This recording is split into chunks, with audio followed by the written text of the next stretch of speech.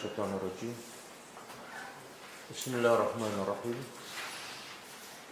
Alhamdulillahi rabbil alamin. Nahmaduhu wa nasta'inu wa nastaghfiruh.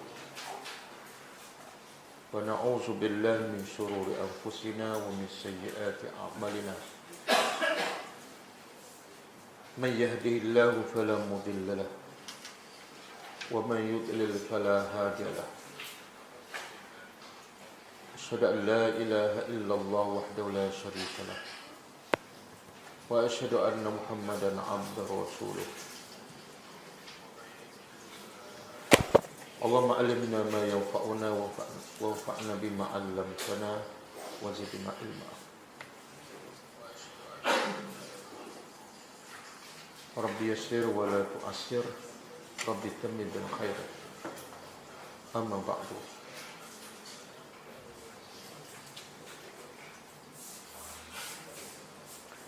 Okey. InsyaAllah kita sambung tadabbur surah An-Naml ayat 75.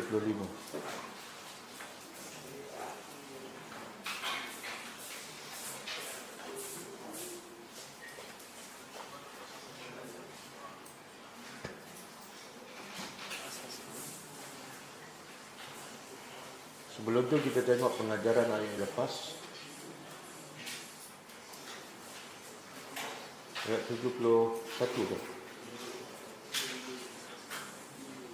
72.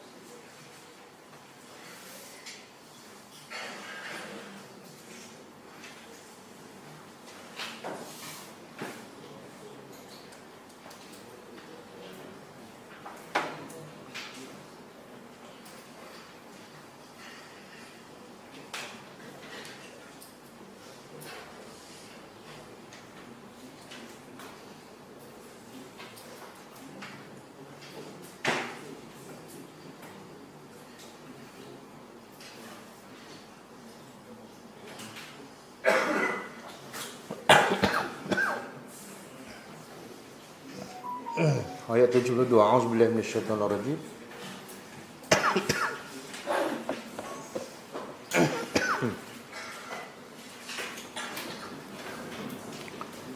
Qul 'asa an yakuna radifa lakum ba'dul ladzi tasta'jilun. Maksudnya, katalah wahai Muhammad, pasti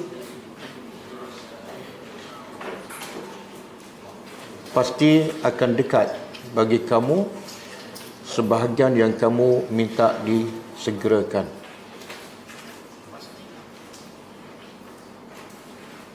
Pengajarannya pertama, bala dan musibah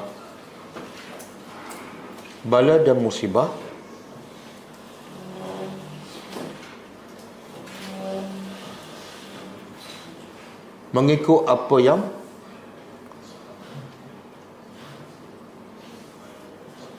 diminta oleh manusia.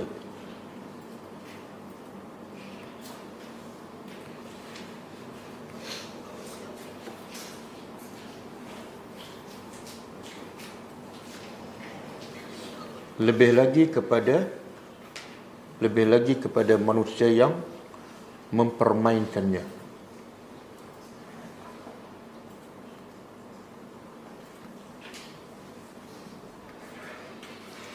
Yang kedua,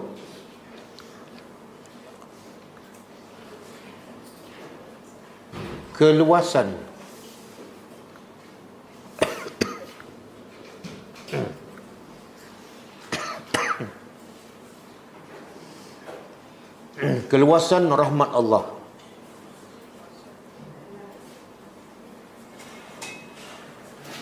Yang sekiranya dia menurunkan azab di dunia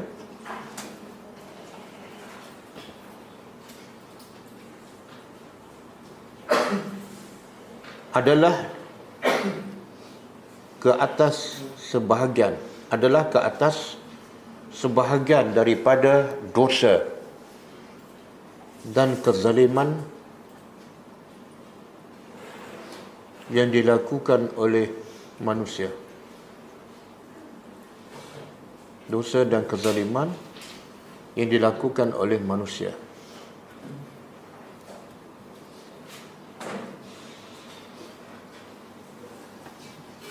Syukran. Dan sebahagian besarnya dimaafkan oleh Allah.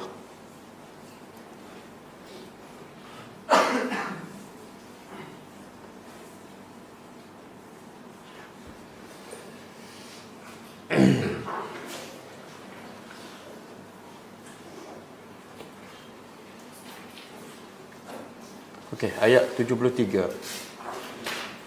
Wa inna rabbaka lazu fadlin 'alan nasi walakin aktsarahum la yashkurun. Maksudnya, dan sesungguhnya pencipta engkau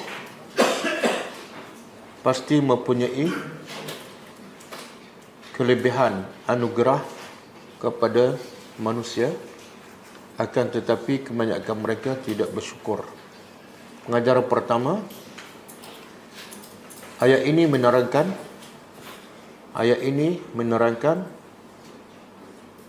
kelebihan dan anugerah Allah. Kelebihan dan anugerah Allah yang sangat besar kepada semua hamba-Nya.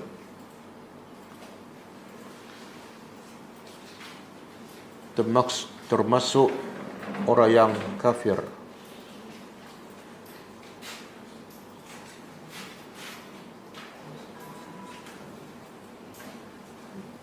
Yang kedua, walaupun anugerah dan nikmat Allah terlalu besar dan banyak,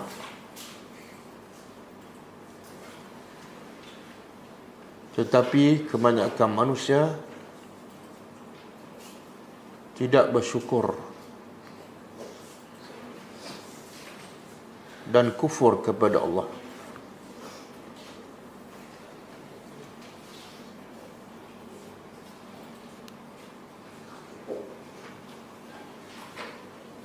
Yang ketiga, Allah mencela manusia yang tidak bersyukur. Sebaliknya memuji manusia yang sentiasa bersyukur dengan mentaati perintah Allah dan meninggal larangannya.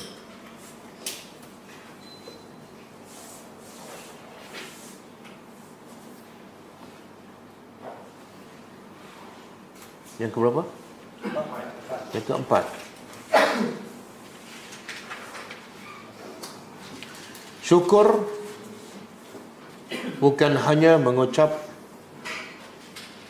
Alhamdulillah sahaja, tapi syukur adalah mengiktiraf segala nikmat semuanya daripada Allah.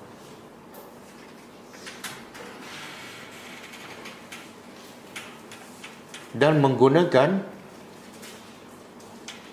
semua nikmat tersebut untuk mentaati Allah.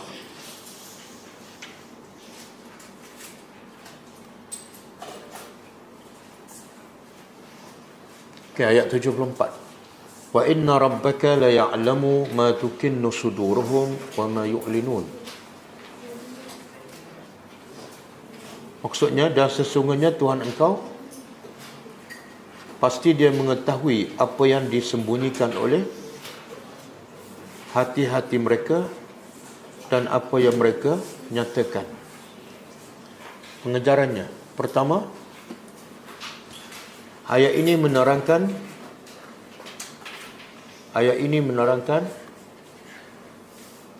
keluasan ilmu Allah.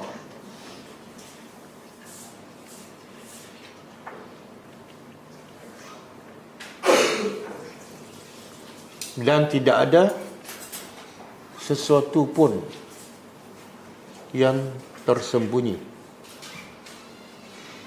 daripadanya.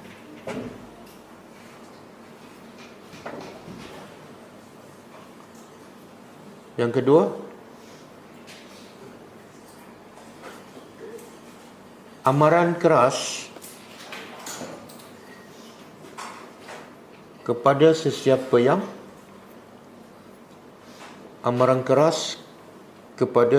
yang menyembunyikan dalam hatinya apa yang Allah tidak redha.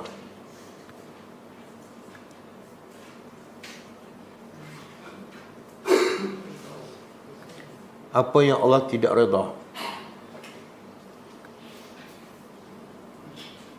Kerana semuanya akan dibongkar oleh Allah di hari kiamat.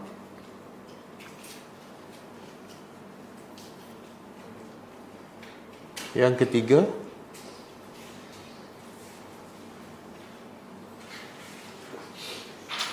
ilmu Allah adalah sama ada yang zahir ataupun batin.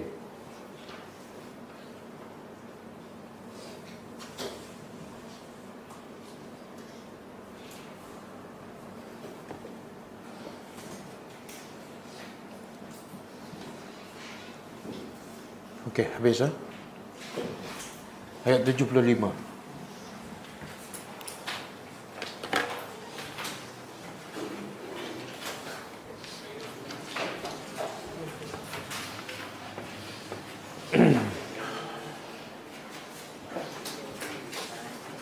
Bismillahirrahmanirrahim. Ayat 75 dengan kaitan dengan ayat yang lepas. Ayat ni menjelaskan lagi apa yang disebut dalam ayat lepas. Iaitu kalau ayat lepas Allah menceritakan apa saja yang disembunyikan oleh manusia dalam hati manusia, Allah mengetahui. Maka ayat ini menjelaskan bahawa tidak ada sesuatu pun yang gaib, melainkan semua telah tercatib dalam kitab Allah. Okey, a'udzubillahi minasyaitonir rajim. Wama, waw dan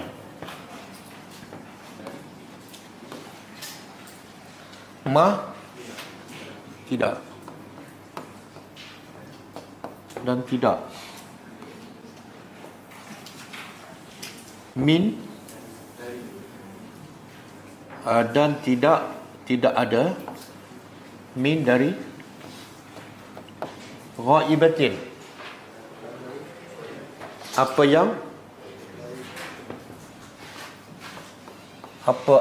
yang ghaib.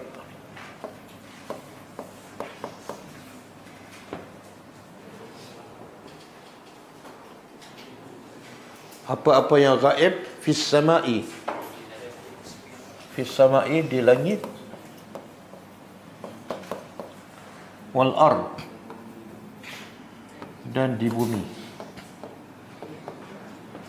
illa kecuali fi kitabim mubin, kecuali dalam kitab mubin yang nyata ataupun yang jelas. Apa maksud kitab? Bukan. Lauh Mahfuz.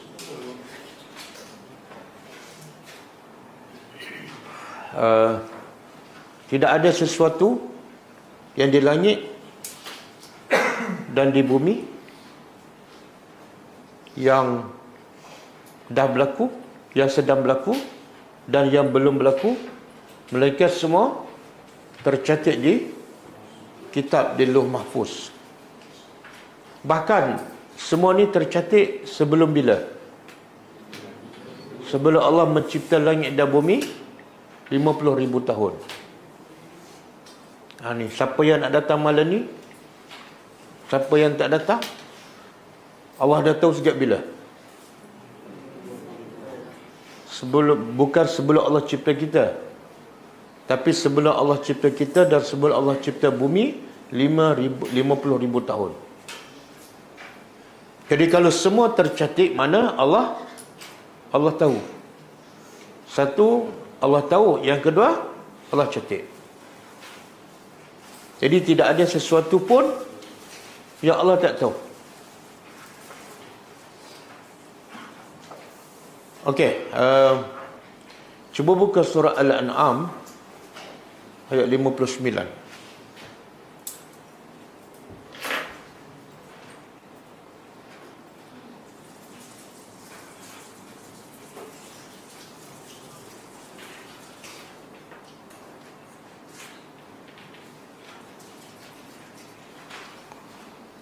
Okey, ayat ni Allah sebut detail tentang apa yang Allah tahu dan manusia tidak mengetahui. Okey, cuba kita terjemah. Wama wa indahu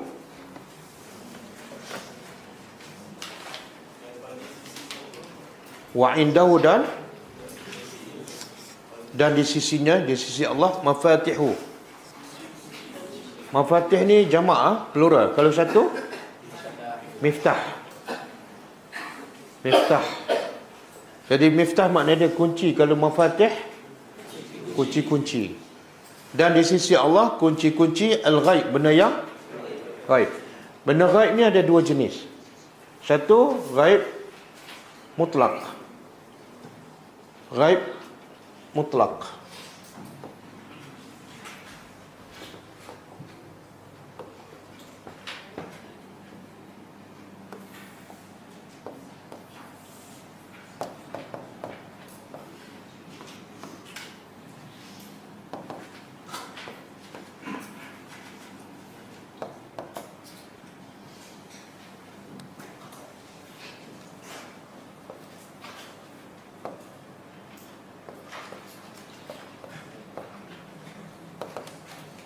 Satu, ghaib al-mutlaq.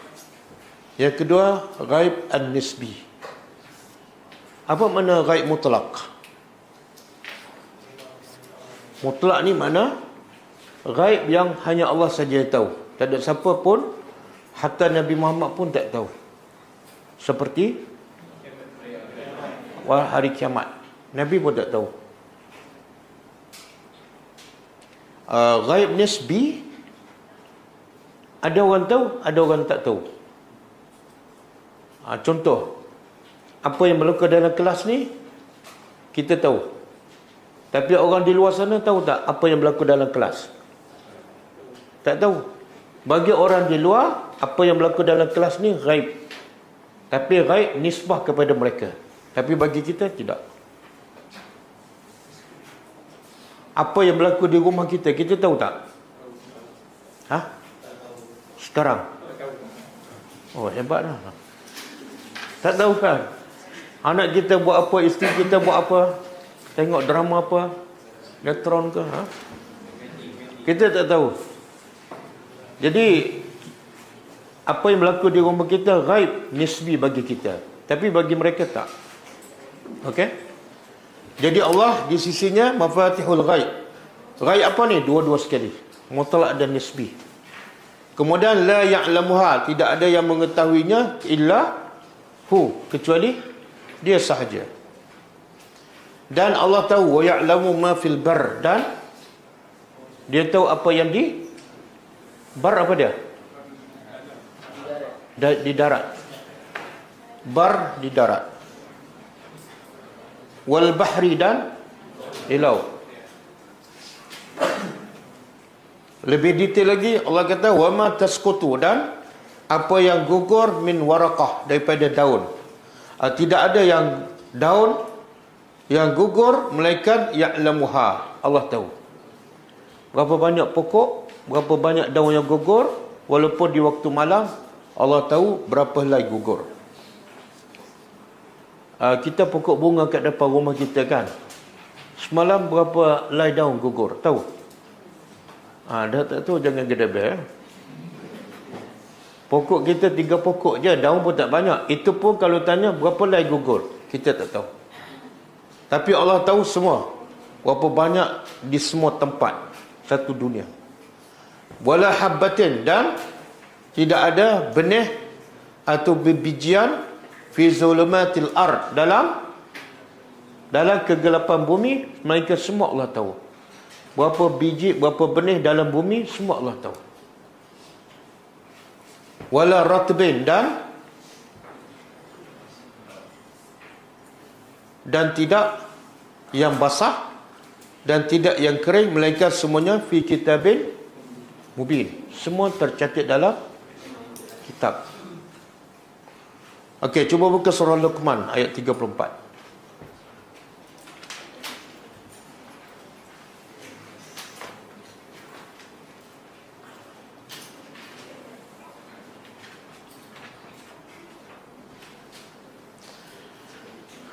Ada satu hadis Nabi kata, dalam banyak-banyak benda gaib ada 5 perkara yang paling besar dan penting yang hanya Allah saja tahu dan manusia tidak tahu, termasuk Nabi SAW.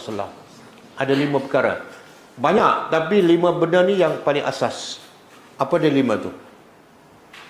Cuba terjemah. Inna Allah, sesungguhnya Allah, indahu, di sisinya, ilmu sa'ah, ilmu tentang hari kiamat.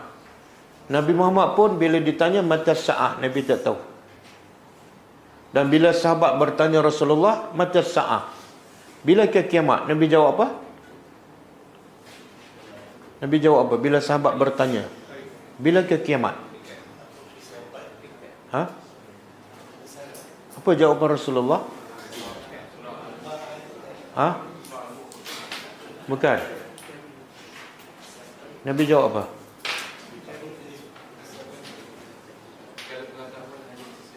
Bukan. Itu kita jawab. Allah ada Rasul? Itu entah yang jawab. Nabi kata, wama addata laha. Orang tanya Nabi, Nabi tanya balik soalan. Sebab Nabi tak tahu. Sahabat tanya mata sa'ah, bila berlaku kiamat.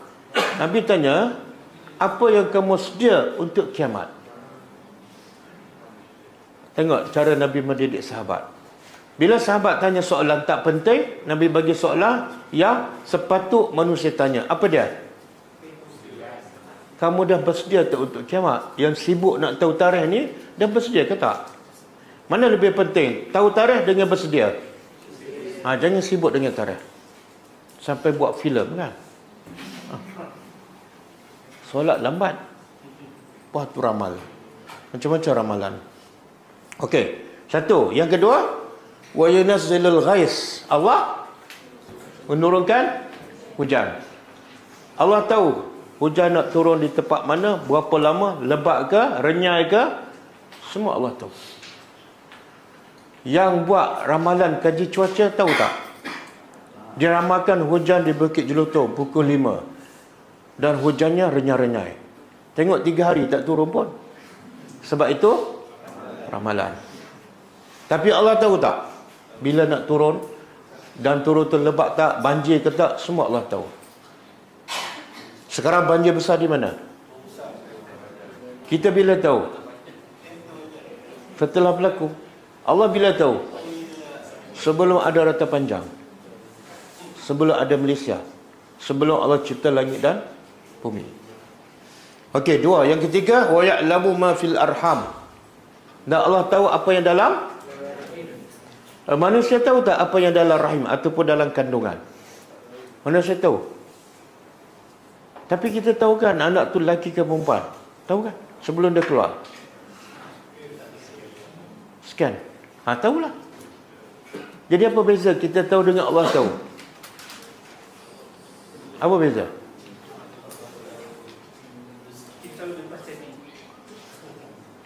Kita tahu lepas jadi.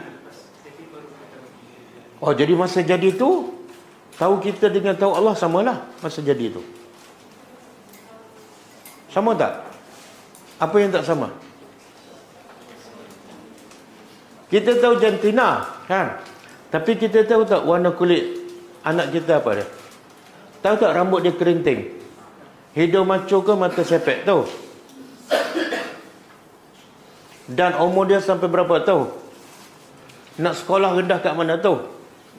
Nak kahwin dengan anak raja mana? Tahu? Tapi Allah tahu semua. Allah tahu kita, anak kita umur dia sampai bila, rezekinya apa, kerja apa, sekolah apa, kahwin dengan siapa, dapat anak berapa orang, cucu berapa orang, semua Allah tahu. Okey, tiga. Yang keempat, wa ma tadri nafsun maza taksibu ghadan. Dan tidak ada seseorang pun, tidak ada satu jiwa pun tahu maza taksibu ghadan. Apa yang dia akan buat besok. Sakir tahu nak buat apa besok? Bukan ada kelas besok? Tak tahu? Tahu. Jadi ayat ni Allah kata tak tahu. Kan kita tahu.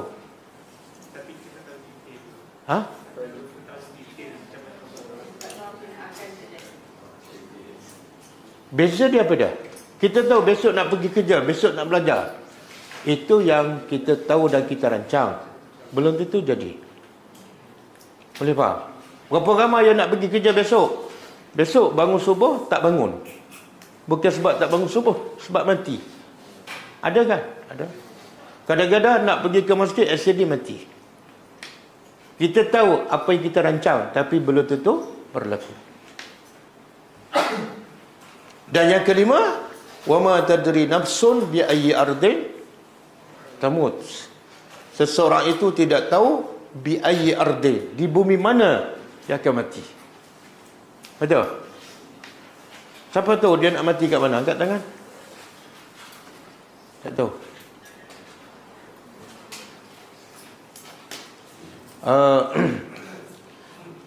Masa saya bercuti tadi, saya ada jumpa seorang ustaz.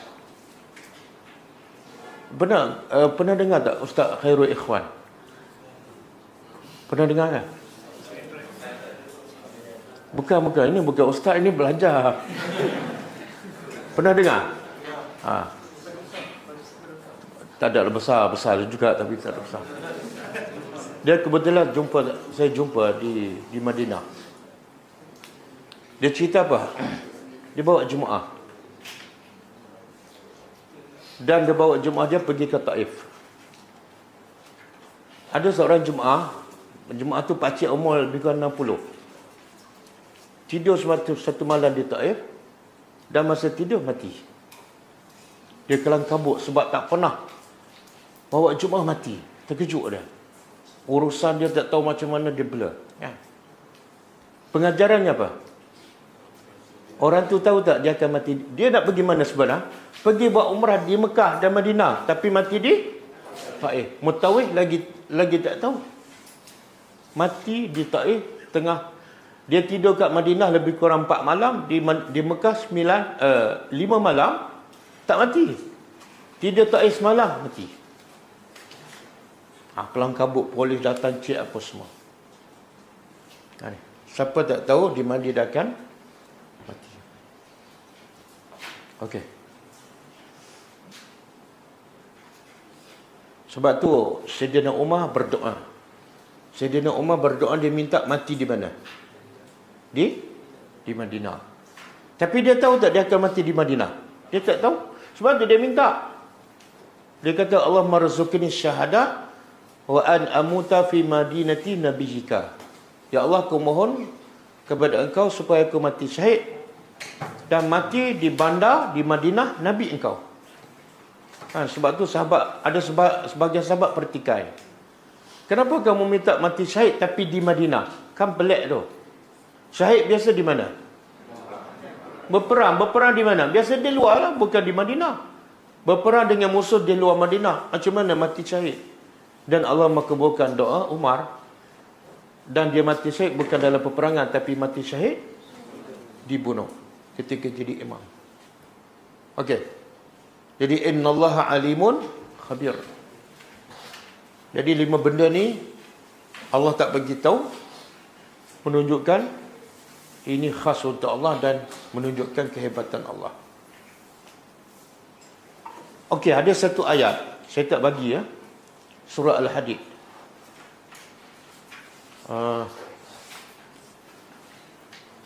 Siapa ingat? Ingat? Min qabli an nabra'aha. Ayat tu min qabli an nabra'aha. Sambung.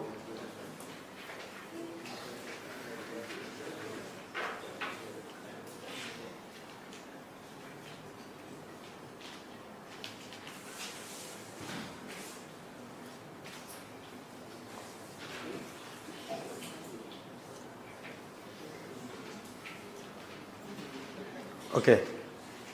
Ayat 22. Surah Al-Hadid ayat 22.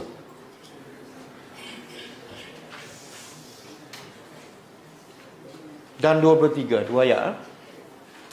Tengok ayat ni, siapa faham ayat ni, siapa hayati, hidup dia akan tenang je. Tak ada masalah. Apa berlaku je, jiwa dia akan tenang. Allah kata apa? Ma asaba. Cuba terjemah, ma asaba, tidak ada yang menimpa min musibatin, dari bila sebut dalam bentuk nakirah, tidak ada alif lam, menunjukkan apa sahaja musibah. Tidak ada apa sahaja musibah yang menimpa fil ardi, di bumi, seperti gempa bumi, banjir di Kelantan sekarang, wala fi anfusikum, dan tidak ada juga musibah yang menimpa diri kamu. Sakit yang tadi umum, yang ni khusus pada diri kita. Sakit ke, demam ke, anak mati ke, illa malaikan fi kitabin, semua tercatat dalam kitab di Lauh Mahfuz. Sejak bila ni? Min qabli an nabra'aha, sebelum kami nabra'aha apa dia? Kami ciptanya. Bara'ah, salah satu nama Allah yang makna dia juga mencipta apa dia? Al-Bari. Ini daripada perkataan ni, Bara'ah, Al-Bari. Cuma kita baca Al-Bari. Al-Bari dengan Al-Khaliq nak sama, tapi ada beza sikit.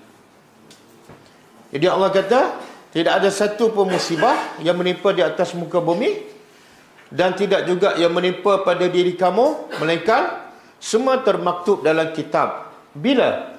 Sebelum kami mencipta dunia alam ni. Sesungguhnya demikian itu. Susah tak? Susah tak Allah nak tulis semua ni? Daripada mula Allah cipta sampai kiamat. Pasal malaikat, pasal tumbuhan, pasal haiwan, pasal jin, pasal manusia. Susah tak? Kita kalau bukan nak tulis sejarah dunia, nak tulis sejarah hidup kita daripada tadika sampai hari ini, boleh tak kita tulis detail? Boleh tak? Kadang-kadang kita terlupa kan. Tapi bagi Allah nak tulis semua tu adalah yasirun. Apa makna yasir? Mudah. Lepas tu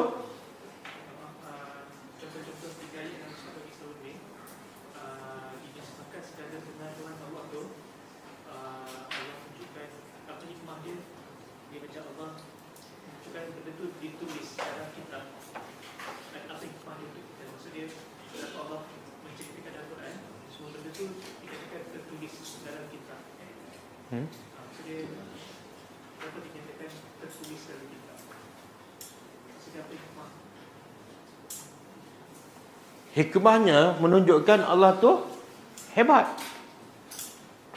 Sebab itu dia layak jadi Tuhan. Apa kehebatan Allah yang melayakkan, salah satu sebab melayakkan jadi Tuhan? Tak ada satu benda pun yang akan berlaku dia dah tahu. Kalau dia tak tahu apa yang akan berlaku, macam sama dengan orang lain kan? Itu kehebatan Allah.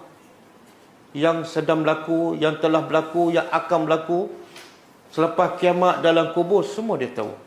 Sebab tu dia layak jadi Tuhan. Okey, kita tahu apa? Siapa guru besar masa hantar sekolah rendah dulu? Ha? Pengetua sekolah menengah? Nama apa?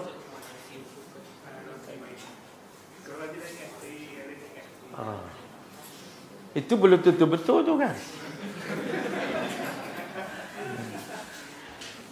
Okey. Tengok Allah bagi tahu tidak ada satu musibah yang berlaku di atas muka bumi dan juga pada diri kamu melainkan semua tercatat bila disebut dalam hadis sebelum Allah cipta muka bumi ni 50. Apa faedah? Apa faedah tercatatnya? Kenapa Allah catat semua? Faedahnya dalam ayat ni. Likaila, supaya kamu jangan taksau. Taksau dah. Supaya jangan kamu sedih ala ma fatakum, apa yang terlepas. Satu hikmah. Kenapa Allah catat semua sebelum Allah cipta langit dan bumi? Hikmah pertama, supaya kamu jangan sedih apa yang apa yang kamu terlepas. Macam mana tu? Contohlah kita ada dapat duit 1,000 lepas tu hilang. Kita pun ingat ayat ni. Tidak ada satu pun benda yang berlaku melainkan Allah dah tahu dah, Allah dah tulis. Makna apa? Mesti berlaku. Kalau benda tu mesti berlaku, ada faedah tak kita bersedih? Tak ada faedah. Jadi jangan sedihlah. Sebenarnya Allah nak bagi apa tu? Bila Allah bagi musibah, sebenarnya Allah nak bagi apa?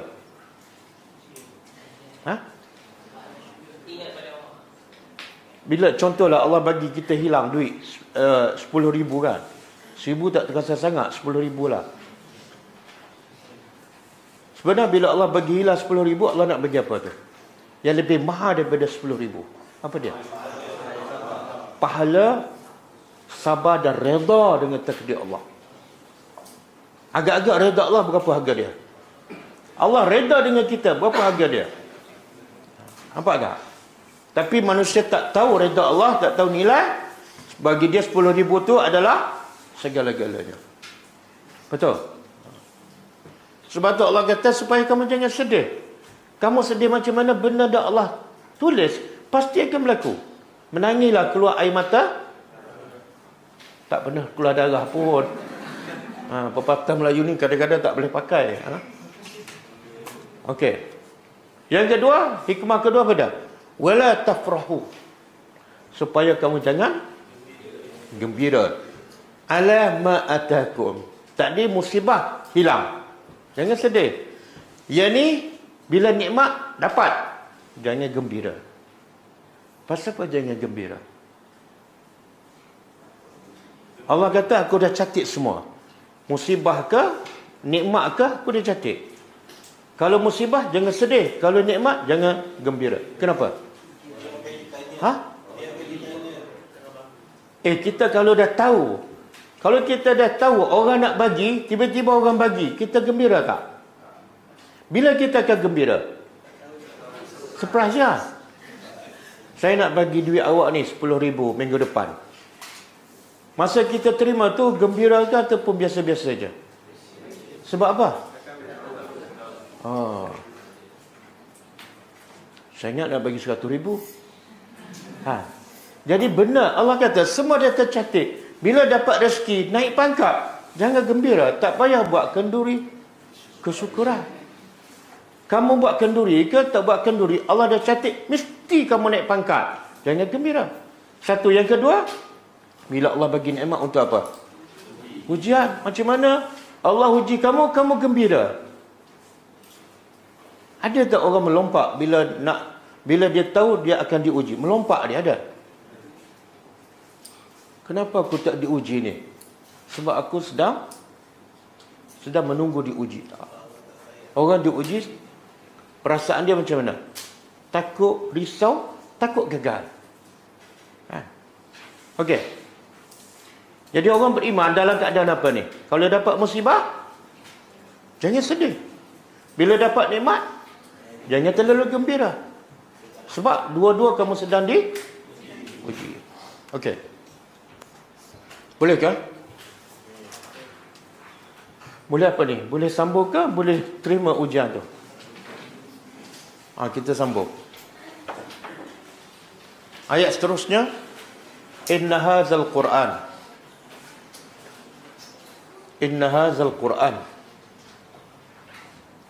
sesungguhnya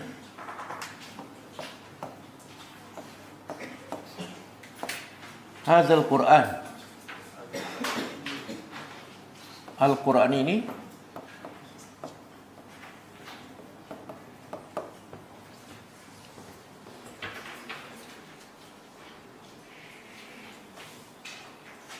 yakussu,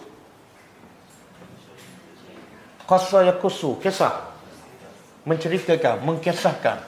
Quran ini yakussu,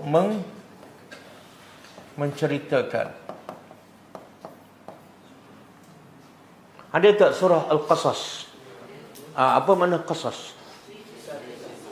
Kalau satu qissatun, kalau plural qasas. Quran ini Allah kata menceritakan ala Bani Israel, kepada ataupun ke atas Bani Israel. Siapa Bani Israel? Keturunan. Jadi Bani itu apa makna dia? Anak-anak. Dia kalau seorang ibnu, kalau jamak apa dah? Bani nak? Bani kan? Kan biasa kita dengar sekolah lelaki, sekolah bani. Kalau perempuan, banat. Banina. Tapi bila dia sandar pada Israel, nun dibuang. Bani Israel. Itu kaedah dia. Dia kalau kita belajar nanti, kita akan belajar bahasa Arab. Ini perkataan jamak. Bila jamak dia sandar pada isim, nun kena buang.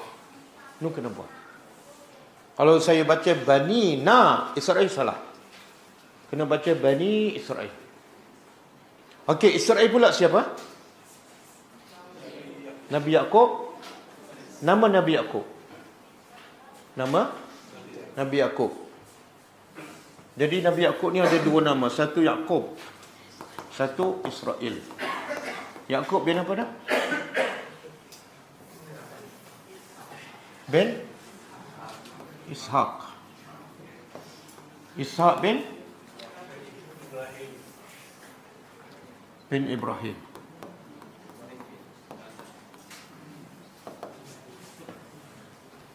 Dia empat keturunan ini Nabi kan. Nabi kata apa? Al-Karim, Ibnul Karim, Ibnul Karim, Ibnul Karim.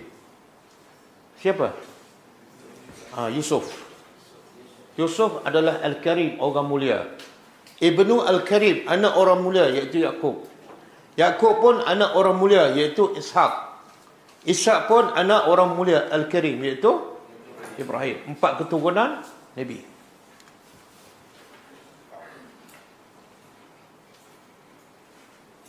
Seorang lagi anak Ibrahim siapa? Ismail.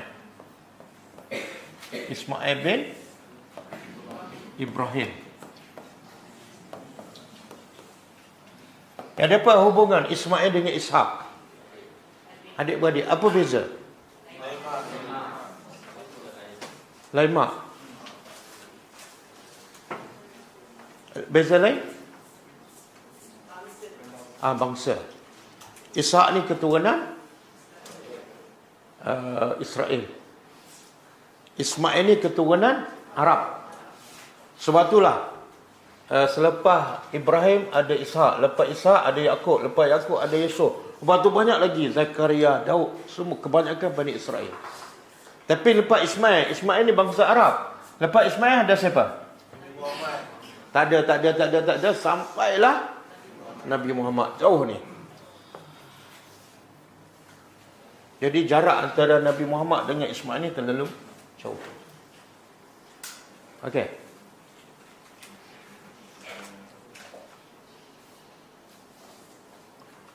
Jadi sekarang ada satu negara nama dia Israel. Tak? Kenapa Israel itu nama Nabi Yakub? Dan Israel ini sebenarnya apa makna dia? Apa makna Israel? Hamba Allah.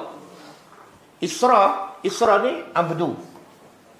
Dalam bahasa Hebrew, bahasa orang Yahudi lah. Isra makna abdu, il makna Allah, Abdullah. Jadi Israel ini nama Nabi Yakub asalnya. Sebab tu salah kita kata semoga Allah melaknat Israel. Salah. Sebab dia nama Nabi Yakub. Cuma sekarang, kenapa negara ni namakan negara itu Israel? Ada yang menjawab, ada ulama mengatakan sebab mereka anggap negeri itu berasal daripada bangsa Israel, keturunan Nabi Yakub. Sebab mereka anggap macam tu. Tapi tak mestinya yang duduk kat situ daripada Bani Israel. Tak mestinya yang duduk di negara Israel itu adalah daripada keturunan Bani Israel. Ada yang Yahudi daripada negara Eropah, bukan Bani Israel pun. Bercampur dah. Okey.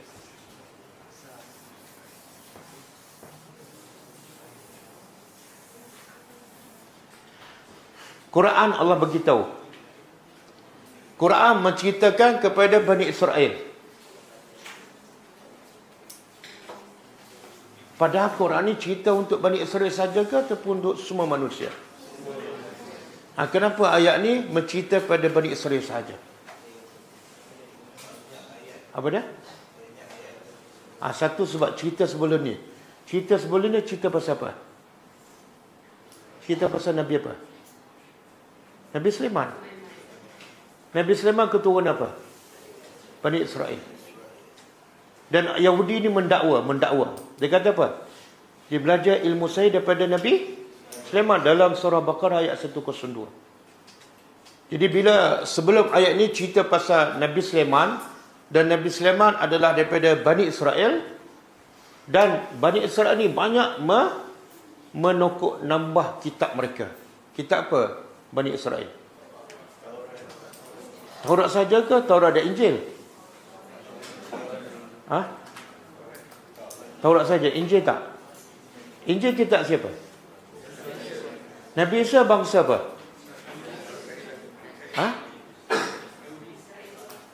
Oh, Nabi Isa Yahudi, Nabi Musa Yahudi juga. Dua-dua Yahudi. Betul ke? Tak, kitab Nabi Musa apa dia? Taurat. Kitab Nabi Isa? Injil. Agama Nabi Musa?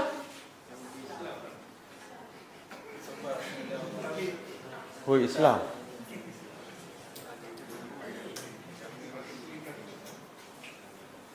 Bila sebut ahli kitab ni apa makna? Ahlul kitab. Allah sebut dalam Quran. Siapa ahli kitab? Ahli kitab dua lah. An-Nasara wal Yahud. An-Nasara kitabnya Injil. Al-Yahud kitab dia Taurat. Jadi Nasara nabinya Nabi Isa. Yahud nabinya Nabi Musa. Jadi dua-dua ni, Nasara dan Yahudi, Nabi Musa dan Nabi Isa, dua-dua daripada bangsa Bani Israel. Bani Israel. Jadi Bani Israel itu bangsa. Nasara dan Yahudi itu agama. Zionis Fahaman.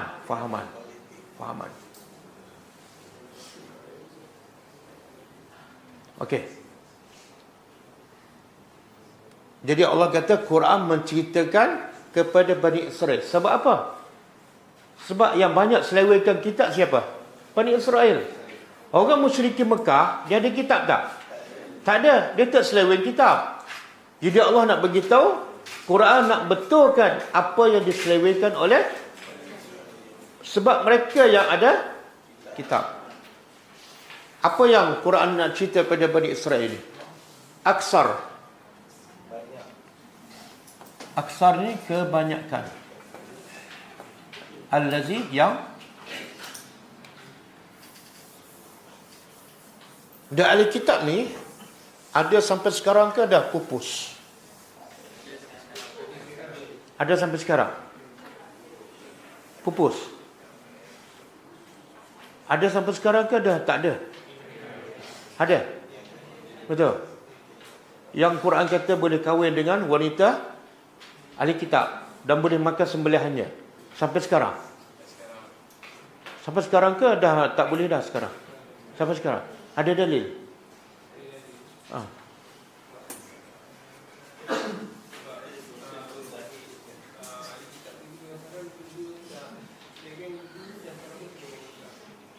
Oh, ahli kitab dulu dah seleweng, sekarang pun sama. Jadi hukum tu samalah. Dalilnya apa? Ada dalil tak? Surah apa? Mana kalau kita pergi Eropah kan, kedai Islam tak ada restoran, orang Yahudi sembelih, orang Yahudi masak. Boleh tak kita makan? Kedai orang Islam tak ada. Boleh. Dalilnya? Surah An-Nisa ayat? Surah An-Nisa tak ingat. Macam tak ingat lah tu.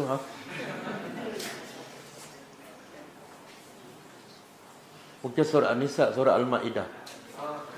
Surah Al-Ma'idah. Ayat berapa? Ayat 5.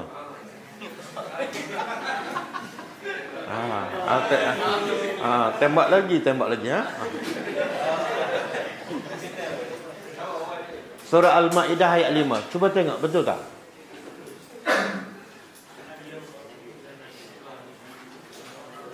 Ada tak? Dihalalkan bagi kamu sembelihan. Ada ke tak ada? Ni. Tengok. Kita bukan bercakap kosong, ada dalil. Allah kata al-yauma, hari ini dihalalkan. Hari ini bila ni? Bila? Zaman Nabi lah. Zaman Nabi, orang Yahudi dah seleweng tak?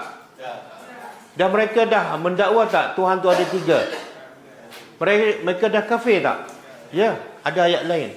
Allah kata laqad kafara, telah kafir orang yang mengatakan Tuhan tu 3. Zaman Nabi mereka dah kafir.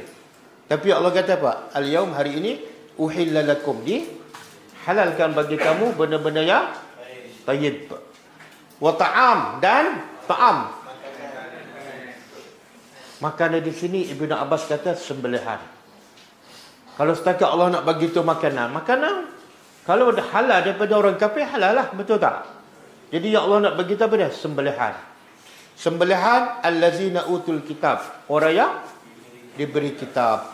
Hillul lakum, halal bagi kamu. Allah kata tak? Hillul lakum dalam tempoh tertentu. Tak. Makna hukum tu berjalan sampai bila-bila. Wa ta'amukum, dan makanan kamu, sembelihan kamu, hillul lahum, halal bagi mereka. Lagi?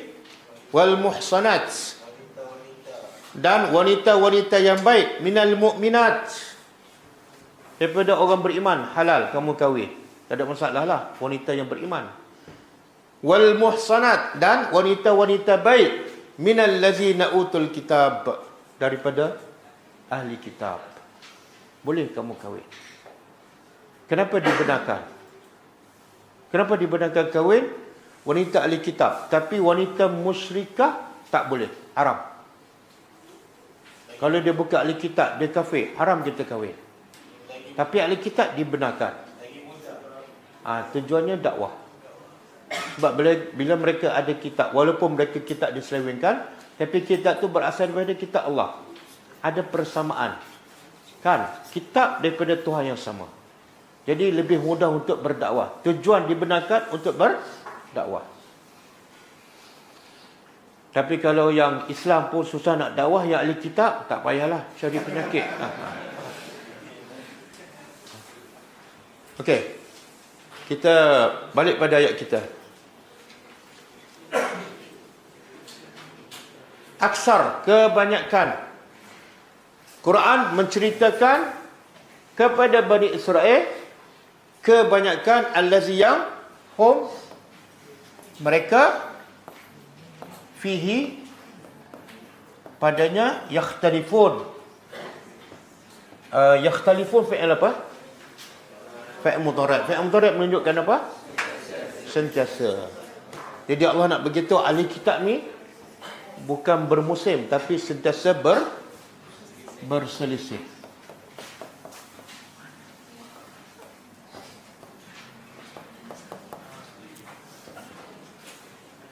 Okey. Allah guna perkataan aksar. Quran nak menjelaskan apa yang kebanyakan ahli kitab berselisih. Allah tak kata kullu. Allah tak kata semua yang mereka selisih. Quran nak jelaskan, bukan. Pengajarannya apa? Bukan semua yang ahli kitab berselisih ada faedah. Jadi Quran nak terangkan yang mana? Yang ada faedah dia. Jadi Quran nak mengajar kita benda yang tak penting, yang tak ada faedah, jangan duk bincang, jangan duk debat, jangan, buang masa je. Jadi Quran hanya terangkan benda yang aksar, bukan semua sekali. Sebab tu ada hadis kan? Cuba keluarkan hadis.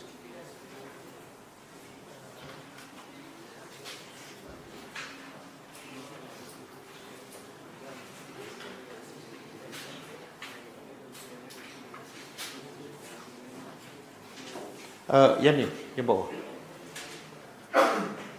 Okey. An Abi Hurairah radhiyallahu anhu. Dia berkata, qala Rasulullah sallallahu alaihi wasallam.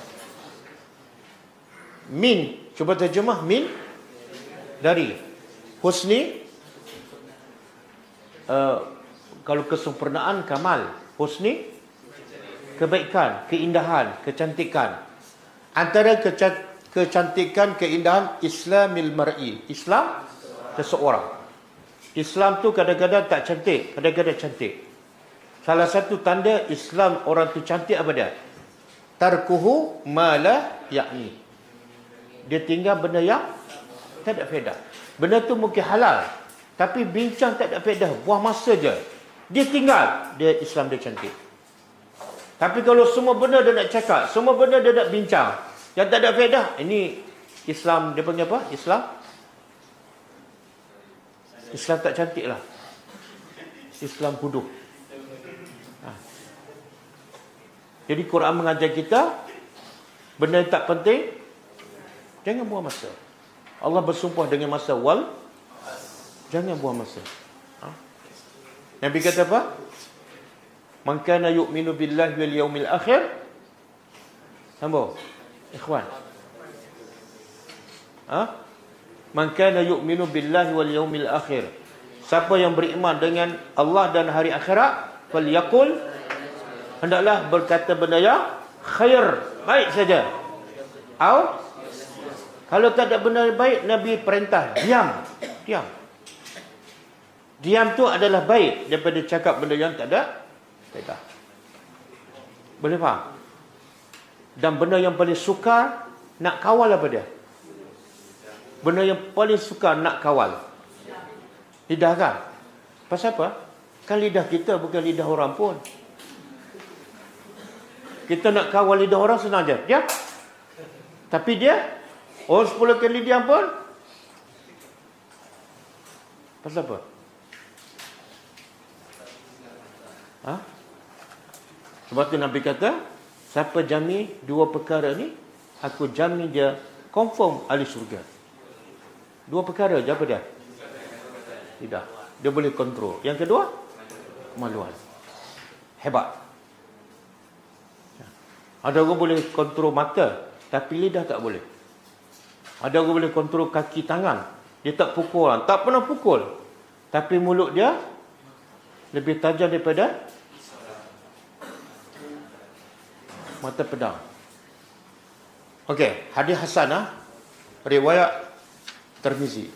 Okey, satu lagi hadis.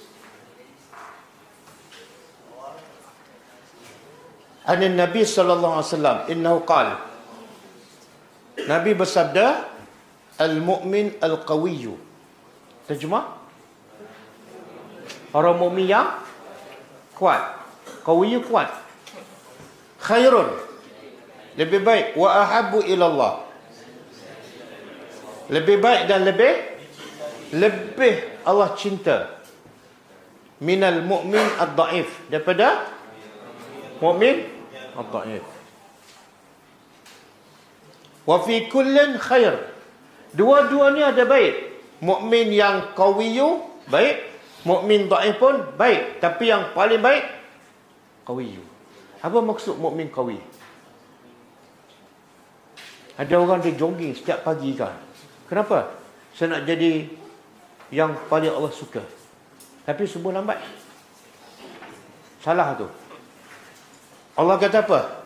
Sebelum qawiyu pada pertama sekali akidah dia kuat, dia betul-betul beriman. Lepas tu baru datang fizikal. Ini iman lemah je, tapi fizikal kalau dia menjerit, pengsan orang. Jadi yang Nabi maksud ni mukmin, beriman dulu, iman kuat. Fizikal datang nombor 2. Boleh? Kemudian ihris ala ma yanfa'uka. Tengok pesan Nabi, Nabi sayang pada kita. Ihris apa dah? Ihris ni bersungguh-sungguh ala ma yanfa'uka, kepada benda yang memberi manfaat pada engkau. Yang memberi manfaat, silakan buat sungguh-sungguh. Yang tak ada manfaat, jangan layan, tinggal. Wasta'in billah, dan bila kamu lemah, minta pertolongan dengan Allah. Jangan cari manusia. Wala ta'jiz, dan jangan kamu rasa lemah. Jangan kamu rasa lemah.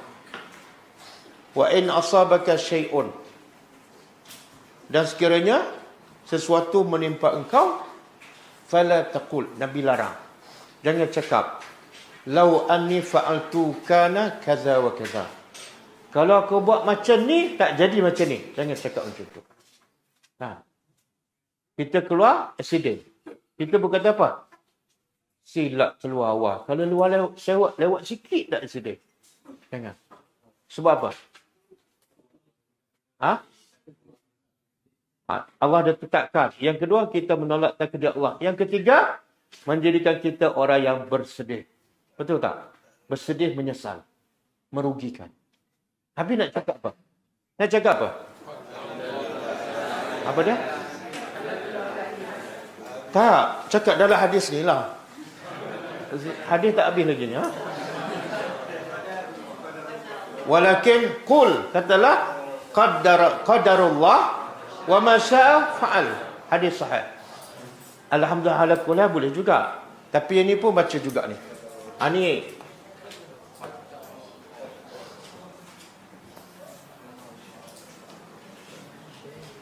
qadarullah ataupun qadarallah. Allah dah takdirkan. Wa ma syaa fa'al.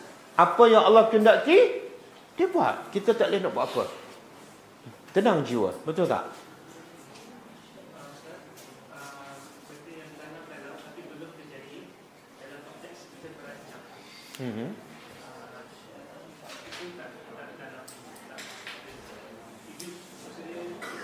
Tak. Perancangan lain. Contohlah, kita nak pergi Al-Star. Kalau jalan jam, kita ambil jalan ni. Itu tak salah. Itu tak salah. Yang salah apa dah? Benda dah berlaku. Kalau aku pergi tahun ni kan, umrah selesai, tiba-tiba kahwin, silap. Itu salah. Okey. Kenapa Nabi bagi tahu? Nabi bagi tahu, lau ni fa inna lau, sesungguhnya lau taftahu amal syaitan. Perkataan lau tu membuka pintu syaitan. Bila kita kata kalau, itu ayat syaitan tu. Kalau, sebab apa? Syaitan nak kita ragu-ragu, menyesal, tak terima takdir Allah. Sangka buruk pada Allah, jangan. Lau. Ni, kita contohlah, ada orang kata, kita pergi kelas tadabburkan. Kalaulah aku dapat belajar tadabbur daripada muda dulu. Betul ke salah? Salah. Tak ada kalau. Mungkin masa muda kita dengar tadabbur, kita tak suka, kita pun tolak. Allah pun tak tutup pintu terus, kan? Jadi Allah buka pintu hati kita tepat pada waktu. Bila terima, terus istiqamah. Tak ada kalau. Okey. Kita balik pada ayat kita. Okey, contoh, saya nak bagi contoh yang Bani Israel berselisih. Apa dia? Contoh, Tuhan nak terangkan kepada Bani Israel kebanyakan yang mereka berselisih. Contohnya apa? Buka surah Maryam ayat 34. Surah Maryam ayat 34. Ada dalam hadis. Sekali dengan hadis.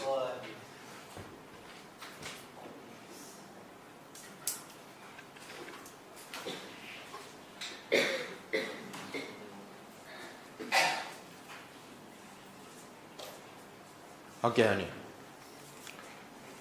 Surah Maryam ayat 34. Allah kata apa? Zalika, demikian itulah Isa ibnu Maryam. Isa anak Maryam. Qaulul haq. Cerita Isa tu adalah anak Maryam, adalah cerita yang benar. Allazi fihi yamtarun. Yang mereka yamtaru apa dia? Ragu-ragu ataupun mereka berselisih. Okey, pasal Nabi Isa, siapa yang berselisih? Yahudi dan Nasara. Dua-dua tak betul. Yahudi anggap apa? Apa anggapan Yahudi tentang Nabi Isa? Anak zina. Yahudi ni sangat tak suka pada Nabi Isa. Dia kata anak perempuan zina. Nasrani pula melampau. Dia kata Isa anak Tuhan ataupun Tuhan. Jadi dua-dua berselisih dan dua-dua tak betul. Maka Allah sebut apa? Quran datang yaqusu, nak ceritakan yang sebenar, bahawa Nabi Isa adalah anak Maryam, bukan anak Tuhan. Okey. Cuba ini ayat seterusnya. Ayat seterusnya. Ini untuk ayat seterusnya. Okey, kita pergi ayat seterusnya. Wa innahu, dan sesungguhnya ia ni, hu ni balik pada apa? Balik pada ayat sebelum ni. Apa dia? Quran. Kan ayat sebelum apa dia? Inna hadzal Quran yaqussu, kan? Quran menceritakan pada Bani Israel cerita yang mereka berselisih. Kemudian Allah jelaskan lagi. Quran itu sebenar apa dia? Quran adalah lahuda. Pasti adalah petunjuk. Bukan bahan bacaan sahaja. Quran adalah petunjuk, panduan. Yang kedua, warahmatun, dan rahmat. Apa kaitan huda dengan rahmat? Apa kaitan huda dengan rahmat? Ha? Ha?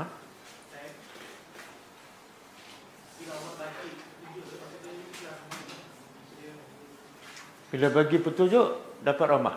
Apa dia? Kasih sayang Allah. Betul. Yalah, apa kaitan huda dengan rahmat? Allah bagi petunjuk. Rahmat Allah ialah petunjuk. Tak. Hudan, siapa yang menjadikan Al-Quran sebagai hudan, itulah penyebab dia dapat rahmat Allah. Rahmat adalah sebab kepada hudan. Siapa yang menjadikan Quran sebagai petunjuk, apa-apa dia ikut Quran, itulah sebab dia dapat rahmat Allah. Jadi kalau saya tanya soalan, macam mana nak dapat rahmat Allah melalui Al-Quran? Macam mana cara? Ikut je. Ikut. Dan bila orang tu dapat rahmat Allah, apa kesan dalam hidupnya? Bila dapat rahmat, kasih sayang Allah, hidupnya akan tenang, bahagia. Tak ada masalah. Yang Nabi kata, ajaban di amri mukmin. Nabi kata, aku rasa hairan dengan orang beriman. Semuanya baik. Allah bagi nikmat, dia bersyukur. Allah bagi musibah, semua baik. Bila tu? Bila dia hidup berpandukan Al-Quran, dia akan dapat dalam rahmat Allah. Sebab tu Allah kata, huda dan rahmat ni bukan untuk semua orang. Khas. Kalau kita belajar bahasa Arab, li ni untuk apa? Lam. Lam untuk apa? Lam untuk?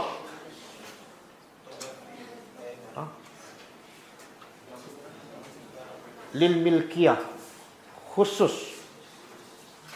Hudan dan rahmat khusus untuk orang beriman. Tapi kita ada satu ayat lain, surah Baqarah. Syahrul Ramadan allazi unzila fil Quran hudan linnas. Okey, cuba tengok ayat ni. Ada pencanggahan tak? Ini Allah kata hudan wa rahmah lil mukminin. Bila sebut mukminin khususkan. Tapi yang ni hudan linnas. Bila sebut nas umumkan khusus. Maksud orang kafir. Bercanggah tak antara ayat ni dengan ayat ni? Macam mana tak bercanggah?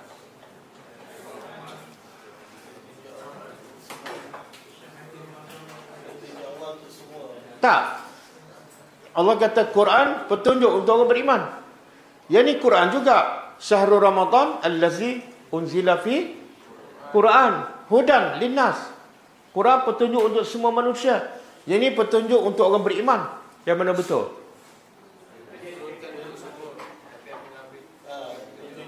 Oh, ada kaitan dengan rahmat. Linnas tu termasuk semua orang Muslim kafir. Tapi di kafir sebab dia tak beriman Allah.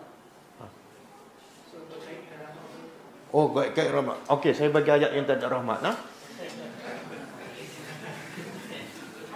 Hudan lil muttaqin.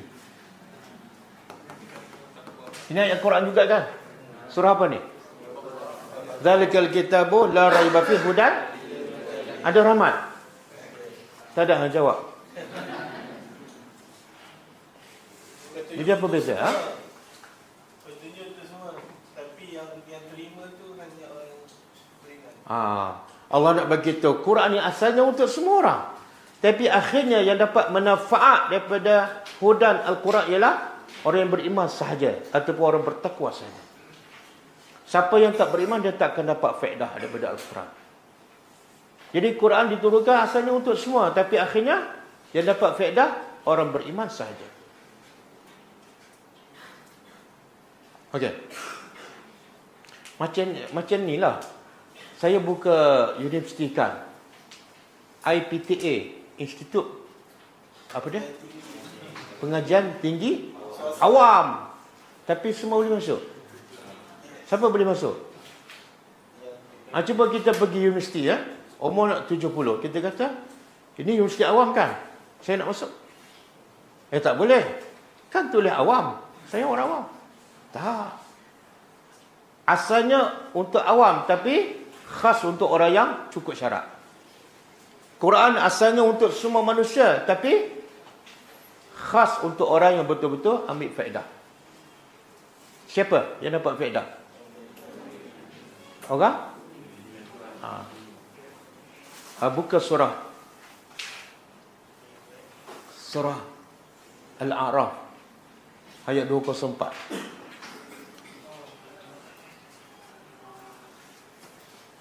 Macam mana nak dapat rahmat Allah daripada Al-Quran?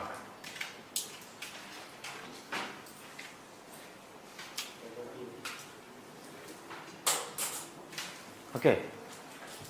Allah kata wa iza quri'al Quran, dan apabila dibaca Al-Quran, wajib kamu buat apa? Fastami'u, dan maka hendaklah dengar lahu kepada Al-Quran wa ansitu, dan supaya apa? Kenapa dua arahan? Bila didengar Al-Quran pada kamu, kena diam dan dengar. Kenapa? Supaya kita fokus pada maksudnya. Kenapa? La'allakum turhamun, supaya kamu dirahmati. Mana cara nak dapat rahmat Allah? Mesti bila dengar Quran, diam, fokus. Sebab tu Allah mencela orang yang tak faham Al-Quran. Cuba buka surah Muhammad ayat 24.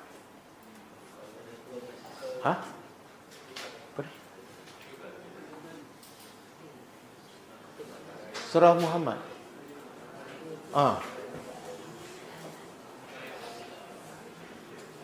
Ayat ni semua kita tahu, tapi saya nak kaitkan. Oh, ada kat sana. Ada kat sana. Kita letak beberapa tempoh lah. Kalau semua dah hafal, dah faham, kita tukar ayat lain kan. Sebab ada 6,000 ayat tu. Sementara nak habis ayat tu. Okey. Tengok sana ke tengok sini? Tengok dua-dua. Okey. Afala yatadabbaruna. Sana tak ada? Sana ada. Jangan salah tengok. Okey. Afala yatadabbaruna. Apakah tidak mereka mentadabbur Al-Quran? Am ala qulubin, ataupun hati mereka? Sebenarnya ayat ni mesejnya apa dia? Allah nak mencela orang yang tidak tadabbur. Dan Allah nak begitu manusia dengan Quran ada dua jenis je. Satu, yatadabbarun. Yang kedua, hati terkunci. Tak ada yang ketiga. Kalau tak faham tu makna hati dia terkunci. Walaupun dia baca Quran setiap hari, tapi bila tak faham, terkunci. Jadi Allah nak mencela. Makna apa tu? Dia tak dapat rahmat lah. Mana mungkin Allah cela orang yang dapat rahmat. Okey? Sebab itulah, nak jadi orang terbaik kenapa? Nak jadi orang terbaik.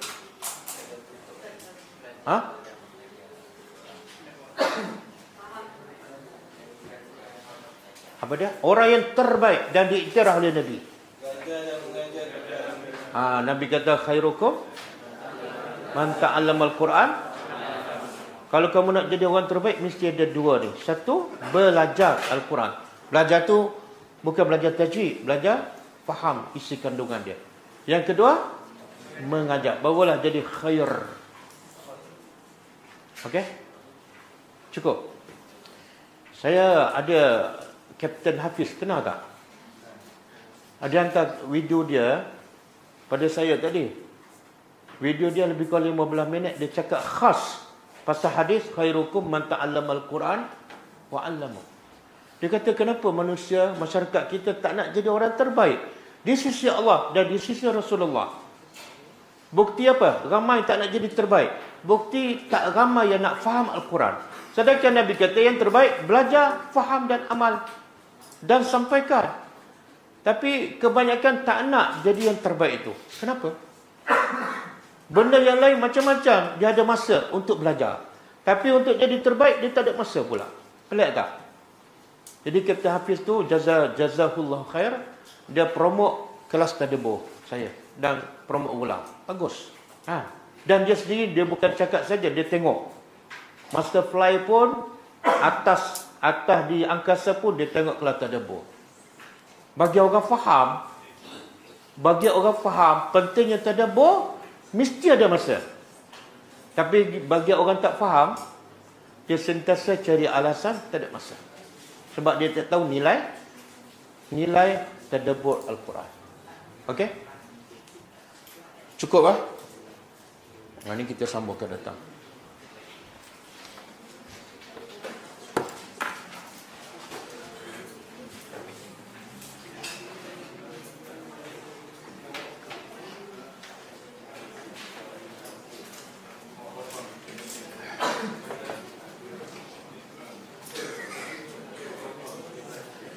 Besok insya-Allah kelas hadis Ustaz Usama pukul 10.30.